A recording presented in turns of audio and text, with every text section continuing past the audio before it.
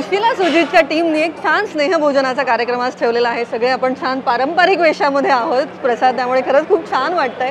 एक आपल्या मराठी नववर्षाचं स्वागत इतकं छान होतंय, क्या बात आहे। हे सगळं तुम्ही आज ठरवलं का, काय निमित्त आहे सगळं छान? आणि मला असं वाटतं की मराठी चित्रपटसृष्टी वेगवेगळ्या कारणाने एकत्र येत असतेच, पण मला असं वाटलं की गुढीपाडवा मराठी नववर्ष आहे, तर त्यासाठी मराठी चित्रपटांना शुभेच्छा देण्यासाठी सगळे मराठी मित्रमैत्रीण एकत्र आले पाहिजेत आणि छान गप्पा व्हायला पाहिजेत, उत्तम जेवणाचा आस्वाद घेता आला पाहिजे। वाह, क्या बात आहे। आता जेवणात काय काय आहे ते तरी सांग आम्हाला। ते बघायचं डायरेक्ट नक्कीच।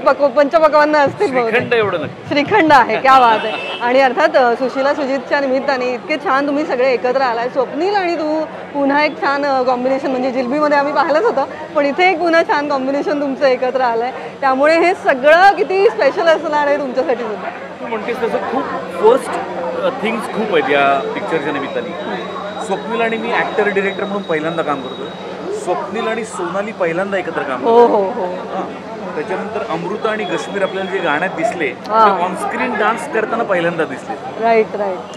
आणि मी, मंजिरी, संजय मेमाणे आणि स्वप्नील जोशी आम्ही चौघांनी मिळून ही कंपनी सुरू केली, पंचशील एंटरटेनमेंट्स। त्याचा हा पहिला चित्रपट। क्या बात। अशा सगळ्या पहिल्या गोष्टी खूप आहेत। त्यामुळे मला असं वाटतं की मराठी नववर्षाच्या निमित्ताने बऱ्याच पहिल्या गोष्टी झालेल्या आहेत। आणि तुम्ही आता प्रेक्षकांना काय सांगाल आणि नववर्षाच्या निमित्ताने काय संकल्प आहे, काय सांगाल? नवीन वर्षातला पहिला संकल्प म्हणून हा एक अत्यंत गोड साधा सुद्धा चित्रपट सुशीला सुजित तुमच्या भेटीला आम्ही आणतोय। 18 एप्रिल रोजी संपूर्ण महाराष्ट्रभर चित्रपट प्रदर्शित होणार आहे। माझी कळकळीची विनंती की सिनेमा OTTवर येईल तेव्हा किंवा सॅटेलाईटवरून कुठल्या तरी चॅनलवर दिसेल तेव्हा बघू, असं करू नका। मराठी कलाकारांना, मराठी निर्मात्यांना, मराठी दिग्दर्शकांना जर कुठल्या गोष्टीची गरज असेल तर फक्त आणि फक्त तुमच्या पाठिंब्याची गरज आहे, किंवा सिनेमागृहात जाऊन हा चित्रपट पहा, असं कळकळीचं आव्हान। नक्कीच, धन्यवाद आणि खूप खूप शुभेच्छा गुढीपाडव्याच्या सुद्धा। थँक्यू।